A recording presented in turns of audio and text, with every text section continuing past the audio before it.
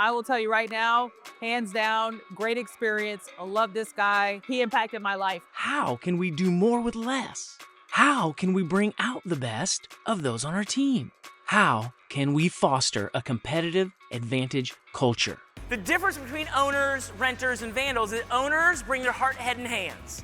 There are people who still use their imagination, who are still thinking about what they can do to make work better. They care, they have a passion, they show up wanting to invest in themselves. Usually at the top of a large organization, they're much more no-centric. And there's usually people, in the ranks down below, they're like, what if we tried this? What if we tried that? What if we did that? And it goes up the chain, no. And attracting, retaining, and engaging world-class talent keeps getting harder.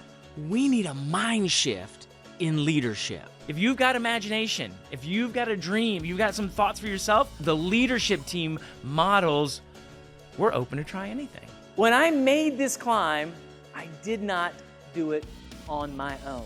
Here's what I did.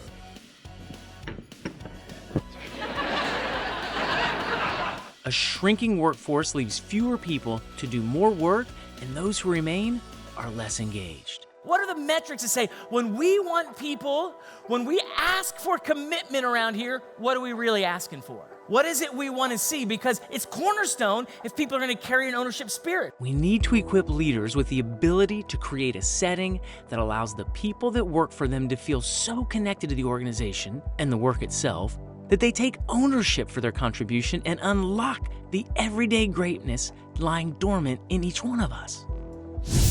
Have you ever thought to yourself, what if everyone on our team brought the best of themselves every day? You don't have to hire the best to be the best. What if you brought out the best of the people currently on your team? What would that look like?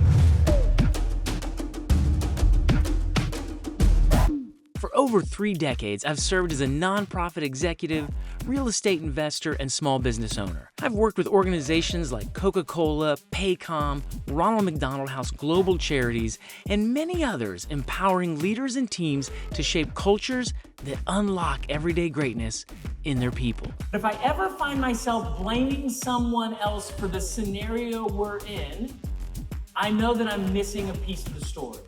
I've collaborated with organizations to utilize their current resources and people, finding entirely new ways to win. Accountability is hard for 2 reasons. The first is, at its essence, accountability means I have to acknowledge that I need hold on, it's hard to say. I need help. Help me.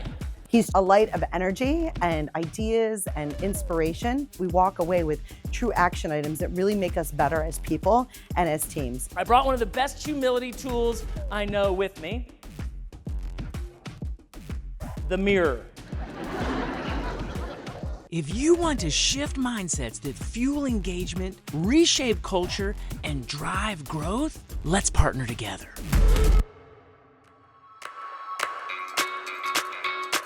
I don't know how many of you looked in one of these today. I'd say most of you. But looking in a mirror, see, people think a mirror is a visual experience. It's not. It's an auditory experience. Because I am certain when you looked in that mirror, you heard things. You heard things from yourself about yourself. And about 99.9% of the time, they ain't kind. He's going to have energy, creativity, and then finally a communication gift that is very rare in the marketplace today. We plan to use him for another decade. As leaders, when you see potential in somebody and you speak to that potential, that's the gift of leadership. You get to tell somebody, I really see this in you, and they're like, I didn't even see that in myself. I'm a believer that motivation is an internal. So when I say, man, Todd, I see this in you, I really appreciate that attribute about you, that characteristic about you, you don't walk away and go, I'm going to do that again so Greg pats me on the back. You go, I like seeing myself and being that kind of person too. I'm going to lean into those behaviors because I want to be that person.